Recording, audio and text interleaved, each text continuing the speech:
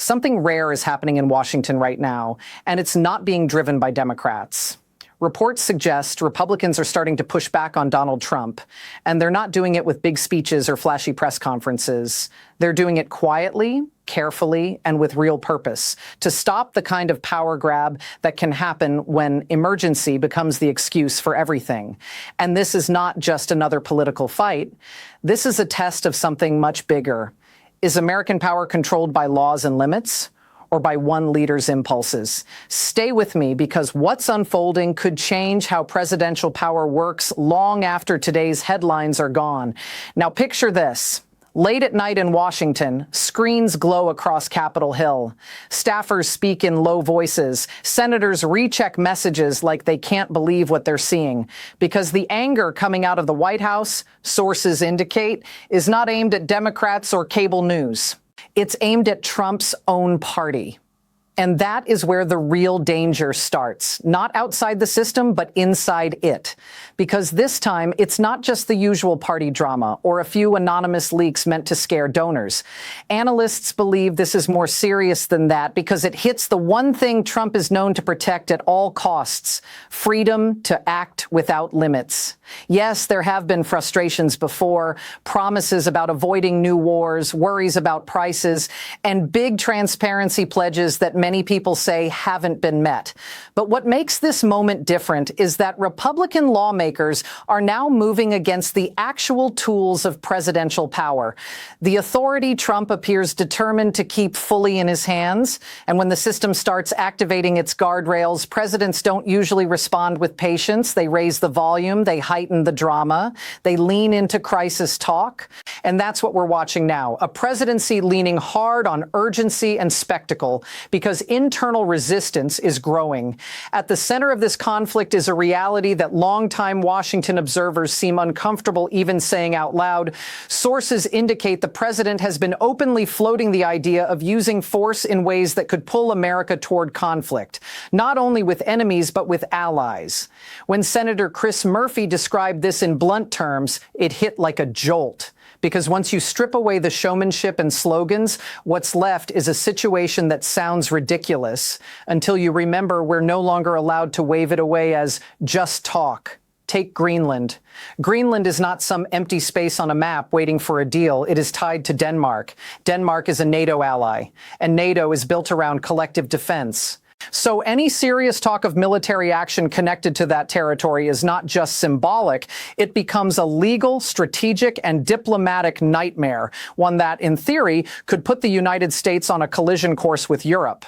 The fact that lawmakers now feel the need to explain that out loud tells you how far the conversation has drifted from normal. No one voted for a government that risks a dangerous standoff with allies over land and leverage language. And yet here we are, breaking down statements, weighing scenarios, watching members of Trump's own party try to quietly shut the door before it swings open. To understand why the backlash is happening, you have to understand the way Trump appears to see the world. He doesn't treat foreign policy like shared security, long-term alliances, and formal treaties. Reports suggest he treats it like property, like pressure, like a negotiation where you push until someone gives in. That might work in business deals. In global politics, it can end lives. Republican senators understand that once a president starts presenting military action as on the table, the machine begins moving. Plans form, signals get sent, markets react, allies respond, and suddenly the country is sliding toward a line that is hard to step back from. That's why the war powers debate, something most people ignore, has suddenly become the front line, not as a dry argument about the Constitution, but as an emergency brake. And when that brake was pulled, when Republicans joined Democrats to push forward a measure limiting the president's ability to act alone, Trump didn't answer with calm persuasion. Sources indicate he responded with fury, with threats, with harsh language, with pressure. Because that's often what happens when a leader who treats power as personal discovers that power is still conditional. The reported phone call to Senator Susan Collins wasn't just about a single vote. It was about something deeper. The shock of learning that loyalty has edges, that even inside his own party, there are lines some lawmakers still believe matter. And for Trump, those lines can feel like a threat to survival. His strategy, analysts believe, depends heavily on projecting strength, control, and inevitability, like resistance is pointless. But nothing punctures that image faster than members of your own party publicly telling you no, especially when the issue involves war, emergency authority, and constitutional limits. And here's where the story speeds up. When Trump meets resistance, he rarely backs down. He reframes, he escalates, he reaches for the language of emergency, not only as policy, but as political weaponry. That's why the national emergency tied to Venezuelan oil assets fits into a bigger pattern. Because an emergency declaration can do several things at once. It can shift attention. It can concentrate authority. It can make dissent look like sabotage. It can let the White House move faster with fewer questions. And it also allows the president to cast himself as the lone protector of the country, while describing lawmakers who question him as obstacles. But the real situation, according to public reporting and analysis, is far more complicated. Energy timelines are long, infrastructure is uncertain, big corporate interests are involved, and the benefits may flow mostly to major energy players, not to everyday Americans trying to pay rent or buy groceries. But complexity has never been the point. The point is control of the moment, because in American politics, an emergency changes the rules, at least temporarily, and temporary power has a way of becoming permanent habit. At the same time, another pressure point is building. Oversight, not rumors, not wild theories. Process questions, deadlines, documents, compliance, reviews that stall, promises that slow down. And those things matter because they are not about politics. They're about whether the government machinery is working the way it's supposed to. When Senator Sheldon Whitehouse and others begin talking openly about inspectors general, missed timelines, and compliance problems, they are not declaring guilt. They are signaling concern that the process has broken. And that kind of concern is dangerous to any administration because it invites scrutiny. And scrutiny is exactly what a fast-moving, crisis-driven presidency struggles to handle. So here's the key point. These stories are not separate. The Republican revolt, the war powers clash, the emergency declarations, the delayed disclosures, the growing oversight talk. They connect into one story, a presidency trying to outrun accountability by speeding up chaos. And Republicans who once might have let everything pass are now doing a new kind of math. They're weighing party loyalty against institutional damage. They're asking quietly, what happens if they stay silent now? Because silence doesn't always mean neutrality. Sometimes silence becomes permission. And once a president openly suggests that only his own judgment matters, not law, not treaties, not precedent, the issue stops being partisan. It becomes structural. It becomes about whether the system can still restrain power. Behind closed doors, sources indicate Republicans are facing an uncomfortable question. Is stopping Trump an act of betrayal or an act of preservation? History rarely remembers who had the loudest social media posts. It remembers who stepped in when the rules were bending past their breaking point. And that's why this revolt feels different. In some places it's quiet, in others it's explosive. But either way, it may be the first real sign that internal guardrails are being tested, not by the opposition, but by the people who understand how dangerous unchecked power can become when it's wrapped in grievance, spectacle, and permanent emergency talk. And as this resistance grows, the real story shifts from what Trump says in public to what Republicans do in private. Because behind the cameras, beyond the slogans, many GOP lawmakers appear to recognize they're no longer dealing with a normal presidency. They're dealing with a leader who treats limits as insults. And that changes everything. When the war powers push advanced with Republican votes, it wasn't random. It was a decision by senators who understand a simple truth. If a president can normalize unilateral threats, especially toward allied territory, then Congress becomes irrelevant unless it reasserts itself. That fear is not about ideology. It's about the Constitution. That is why Trump's reaction, described in reports as aggressive, threatening, and personal, only deepens the concern, because it suggests decision-making driven less by careful planning and more by impulse, grievance, and something else, legacy. And legacy matters here. Trump's drive to be seen as dominant, historic, and unstoppable has collided with the reality that many promises haven't produced stability, prosperity, or restraint the way supporters expected. And when no new wars messaging collapses under intense military language, even loyal allies begin to hesitate. Because war is not a slogan to voters. War means cost, risk, consequences. Republicans who face elections understand that you cannot brand your way out of a conflict with allies. And that's why emergency powers now look less like strength and more like panic. Because emergencies let you bypass debate. They let you cast opponents as enemies. They let you rewrite the storyline. And that playbook isn't unique to America. Around the world, leaders who feel control slipping often reach for extraordinary measures to freeze the political moment in their favor. The Venezuelan oil emergency reads like a textbook case. Assets framed as urgent security needs, even if the real benefits are far away, unclear, and tied to major corporate interests. Supporters may hear national security, but lawmakers in both parties appear to hear something else. Distraction, a move designed to pull attention away from party dissent, oversight pressure, and growing questions about follow-through. And this is where Trump's relationship with his own party becomes more hostile. He doesn't just want support. Reports suggest he wants submission. When senators act independently, he frames it as betrayal, not governing. He threatens careers in public while still needing votes in private for confirmations, bills, and institutional cover. That contradiction is revealing. Power built on fear doesn't stay stable. It turns inward. And now analysts believe we're watching that happen as Republican senators coordinate quietly, compare notes, and choose when and how to draw lines they never thought they'd draw. Because the worry is no longer just about messaging. It's about whether Trump's approach to law and authority is becoming operational. When a president suggests he is guided by personal judgment more than constitutional limits or international law, it signals a worldview where rules exist only when they help. And lawmakers understand something the public sometimes forgets. Precedent survives presidencies. If these norms collapse now, they won't magically return later. That's why routine votes are becoming flashpoints, why phone calls are turning into confrontations, why policy arguments are starting to feel like survival tests for the system itself.